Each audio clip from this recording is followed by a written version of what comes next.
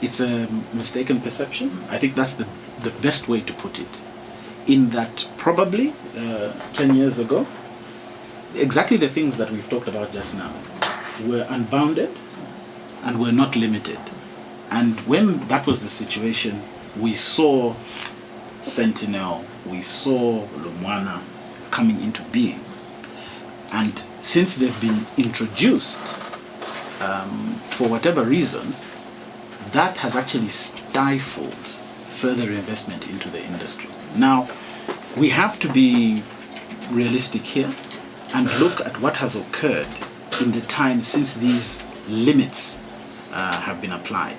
And the reality is, capital investment has suffered, exploration investment has suffered. So this is simply a measure which we are seeking to allow things to get back to normal and enable the businesses grow.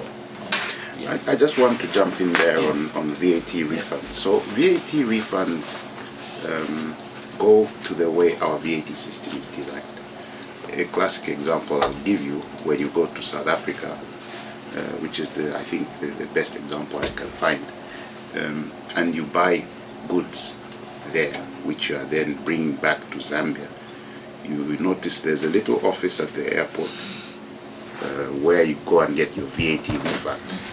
That's simply because you are not using those products in South Africa, rather you're going to come and consume them in Zambia. So our type of VAT is very similar in Zambia. It is consumption related. So any goods that are produced and then exported are zero rated.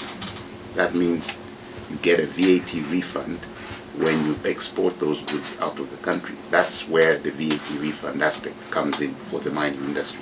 So it's not like a favor, it's the way the tax system is designed to tax consumption of the product. So since we're not consuming that copper here, any VAT that we have paid along the way to producing that copper is refundable. And just a point, we're not the only industry suffering because of the same. It's a complaint across most exporting industries. So our plea is one that is echoed by several industries. But on the issue of tax breaks,